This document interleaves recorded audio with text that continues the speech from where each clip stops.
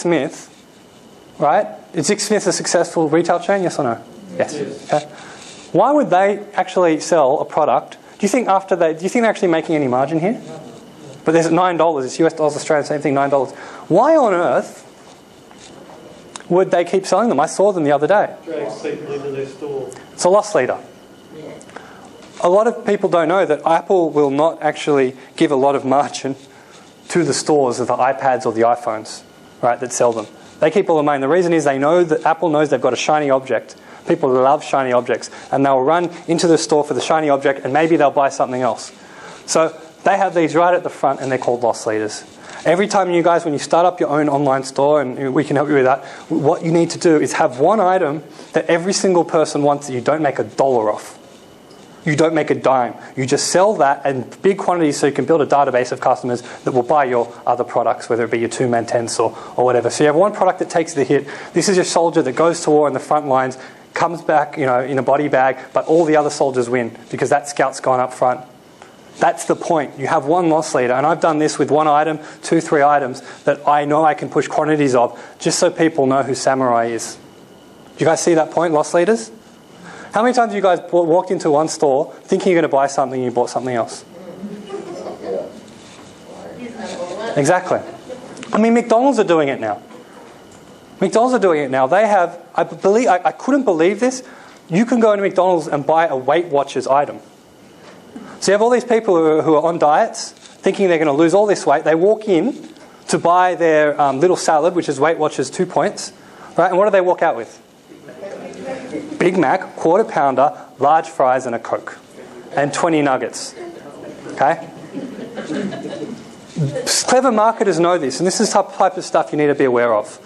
So, yes, don't import doozies, but do import loss leaders. Okay? Who didn't know about loss leaders and can now see this strategy as something they can do? Right? You can sell these products to absolutely anyone.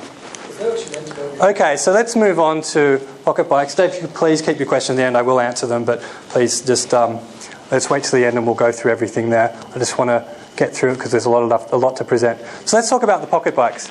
They're $270 recommended retail price. Okay, they're a little bit more if you go into a retail store. Who thinks these are $200? Okay, $120. $100. Fantastic. And who thinks that they are $80? All right. The real answer to this is $80. Nuts, huh? Nuts. Oh, I'm sorry. Sorry. There'll probably be 5 minutes of the video recording, which you will be all muffled. I apologise. Okay, so here's the thing. $80. Now, I say $80. But there was a time when I had a factory that was just desperate. They were getting big rebates off the Chinese government. Some factories, you may not know, get 15% rebates just for getting Aussie dollars or US dollars in the door. And the fact they will produce at cost because they know the government will rebate them 15%. Right? And they have a certain export license. If you can get that, it's great. And I had a factory that were just desperate to keep the wheels turning. Because the moment they stop actually producing, the workers get slack, they get lazy, people stop actually being efficient.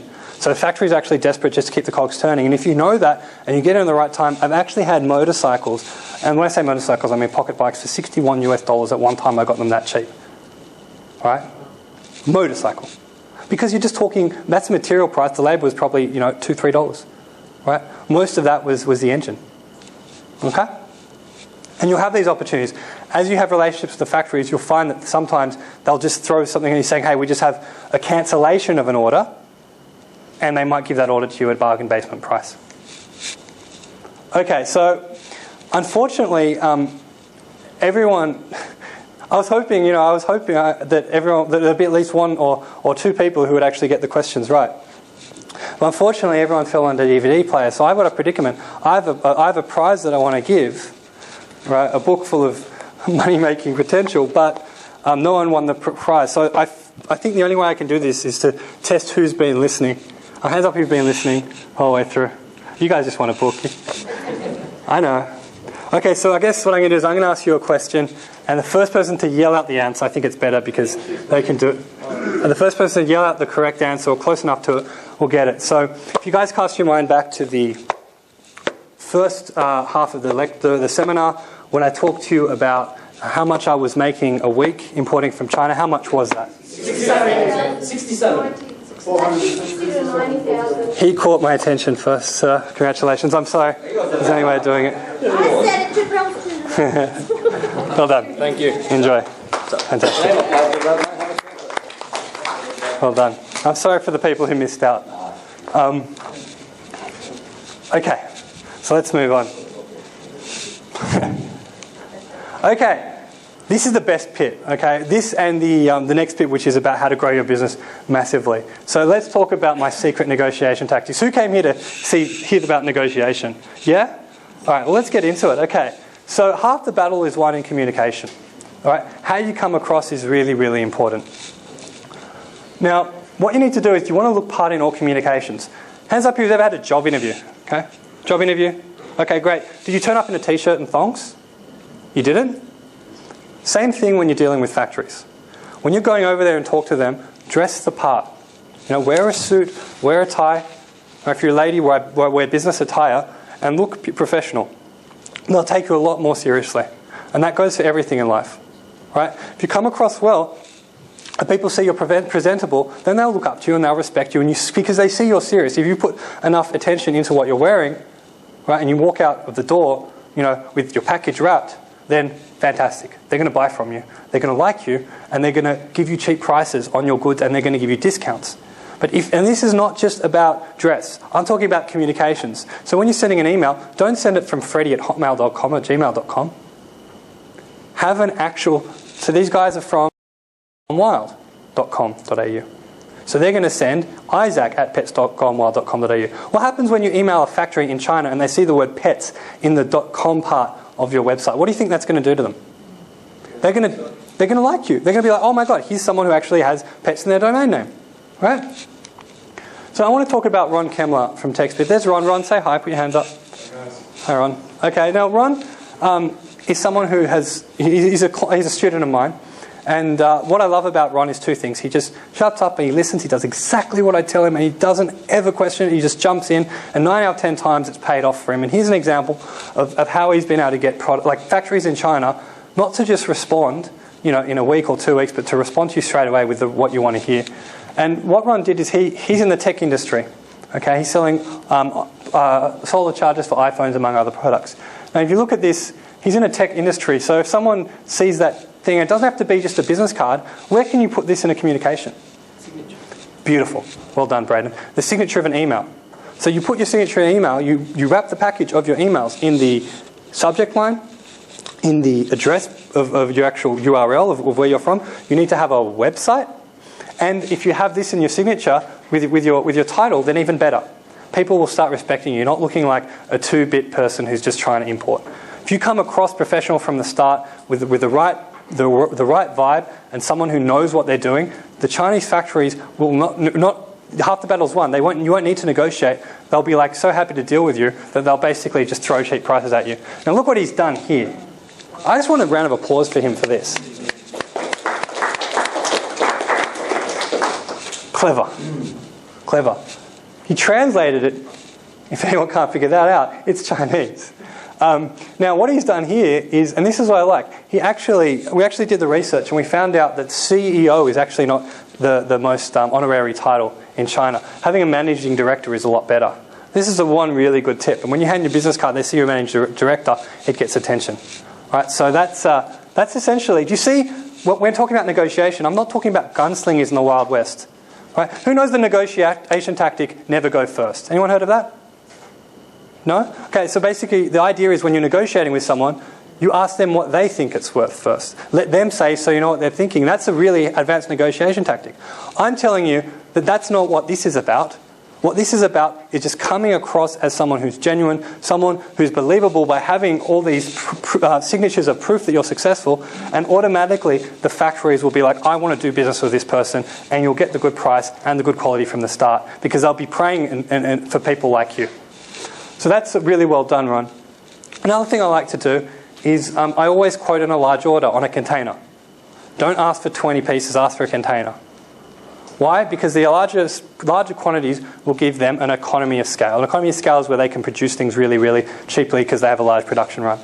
And if you can't do that, You just ask a larger quantity and say, okay, I accept your price, but I need to test a smaller quantity. It's a two-step. Get the quantity for a large and price for a large, and then move it to a smaller quantity. They might say to you at that point, hang on, sorry, the price is higher. But it's going to be higher if you actually come in at a low quantity and then try and move to a higher one. You see? So be happy to pay 5, 10, 15% extra because you don't want to give up all your cash straight away before you've seen the products working. Okay? Order a large quantity and order a test. Another thing I like to do that's similar to this is actually mention that I am a buyer in the USA. Right? And I have a big buyer in the USA. And they say, oh, great. And the reason is they want to deal with America. Why on earth would they prefer to deal with America than Australia? Population. What is the population of America? 300,000. 330? Okay. I don't really know. I think it's 300. Australia is 20 million. Okay, so that means America is bigger by a magnitude of 15 times. So that means that the American buyer potentially is 15 times bigger. So they'll be like, wow, I'm dealing with an American who's professional. He has his package wrapped. He has his whole communication and address sense and all his communications, his business card, his signature, his email address, his website. It's all done perfectly. And he's American. Wow. You're going to get the cheapest price. And then they say, okay, well, let's ship to America. Okay, great. Look, I do have a smaller buyer in another country. Let's just test it there. Oh, what country is that? Oh, it just happens to be Australia. Okay? So that's one tactic. Now, I just want to talk about Sir Isaac Newton. What did he invent? Light bulb. He didn't invent gravity. The apple just fell on his head. So if I've seen further, it is only by standing on the shoulders of giants. What do I mean by this? There's Isaac Newton and there's a giant's shoulder. I'm probably referring to, if you haven't got your $25 worth, here's the real thing that you're going to love. A concept called piggybacking. Now, some of you have seen my videos. You probably already know about this trick. So for you guys, this is nothing new. But for everyone else, imagine this. I just said that the biggest buyer is in America. And he's importing containers, or she's importing containers and containers, and getting the best price. Well, here's something I just thought of one day, and I was like, oh, I don't think this will work, but I have an open mind. I'm willing to try it. And that's a big aspect you want to have as an importer, having an open mind and trying things. So I said to the factory, look, who's your biggest customer? Invariably, it will be someone from? The US, exactly. And then I said to them, okay, well, when's their next production run? Oh, it's in 3 weeks. Cool. How much are they ordering? 100,000 widgets, say. Okay, well, my order's 10,000 widgets. So how about this? Whack my 10,000 widgets onto their 100,000 widgets. So now you produce 110,000 widgets, right? Give me this. I won't argue with you. Give me the same color as them, the same sizes, exactly what they order. Just put 10% more on the run and give me the same price as them. That way I can corner the market in Australia and order another 100,000 from you and be bigger than them in 3 months. What are they going to say to that? Yes. So you now, as a small-time importer who now isn't on the same level as Target or Kmart or these big stores, you now have the ability, through piggybacking, to jump into these markets and absolutely dominate them by getting the same price as customers who are bigger than Target and Kmart. And they'll love you for it because now they don't have to set up a second production run. It's actually cheaper for them to produce 110,000 units altogether than 100,000 and then 10,000. Do you guys see that? You see why they'll love you? Okay, let me hear a ka-ching. Ka-ching. Louder. Ka-ching. Ka-ching. Piggybacking, guys. Just use piggybacking as much as you possibly can. It won't work always because they may not be a big customer. It might be a problem in that you might have to wait 2-3 weeks. But if you're getting 20% cheaper, who cares? Right? Piggybacking is a great tip. And when it worked, I was like, that's really one of the tactics that really just made my business just blow up and make that sort of money that you see. 3 final negotiation strategies. I jumped the gun on this one, but ask for a price to the USA. Go to China. Why is that a big one? Anyone see why negotiating would be better if you went to China? Anyone has face to face? Look, at the end of the day, we've got to know each other over the last 2.5 hours.